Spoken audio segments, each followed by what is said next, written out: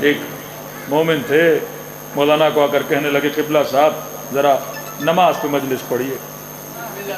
انہوں نے کہا کیوں؟ کہا میری بیوی نماز نہیں پڑھتی، تو آپ ذرا تبلیغ کیجئے، بیوی کیا پڑھے؟ نماز پڑھے۔ انہوں نے کہا ٹھیک ہے، آپ بیوی کو مجلس میں لائیے، ہم 4-5 جملے فضیلت نماز میں پڑھ دیں گے۔ تو مولانا کہتے ہیں پہلے دن یہ مومن مجلس میں آیا، اپنی بیوی کو لے کر آیا، مجلس یہ ٹاپک چل رہا تھا تو بات ذہن سے نکل گئی۔ مجلس کے بعد پھر آیا، مولوی صاحب اتنی زحمت سے بیوی کو لایا ہوں، اب 4 جملے نماز پہ پڑھ لیتے، میری بیوی نمازی بن جاتی۔ کہا ٹھیک ہے کل یاد دلانا، کل پڑھوں گا۔ اگلے دن مومن آیا، مولوی صاحب پھر بھول گئے۔ تیسرے دن کا مولانا آپ کل پھر بھول گئے۔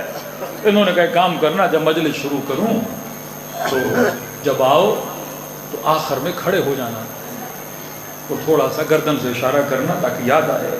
ایک ٹاپک چل رہا ہوتا ہے، بندے کے ذہن میں بات رہتی نہیں ہے۔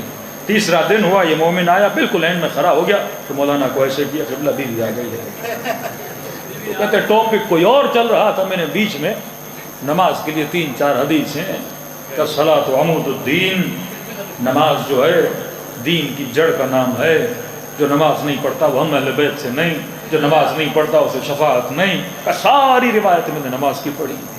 5واں دن ہوا، پھر مجمع کے اینڈ میں آ کے کھڑا ہو گیا، مولوی صاحب بیوی آ گئی ہے۔ میں نے کہا شاید ابھی بھی نمازی نہیں بنی، دوبارہ اشارہ کیا ہے اس نے۔ تو کہتا پھر میں نے 8-10 حدیثیں فضیلت نماز میں پڑھ دی۔ کہتا یہاں تک کہ 9 محرم تک ڈیلی آتا تھا، اشارہ کرتا تھا۔ تو ڈیلی میں نماز کے لیے 2 باتیں، 4 باتیں، 6 باتیں۔ عشرہ گزر گیا، مومن مسجد میں ملنے آیا، میں نے کہا بتاؤ نمازی بنی؟ کہا نہیں مولوی صاحب۔ کہا میں نے اتنی روایتیں، اتنی حدیثیں پڑھی، نماز پڑھتی کیوں نہیں؟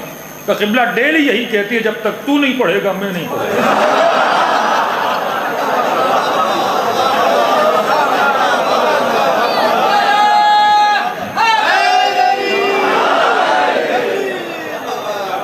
بندہ بدبخت خود نہیں پڑھتا، ڈیلی آ کے کہتا مولوی صاحب کسے سمجھاؤ؟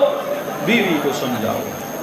یہ اس گدھے کی طرح تھا جو ڈیلی مجلس میں آتا تو تھا، پر علی کی باتوں کو سنتا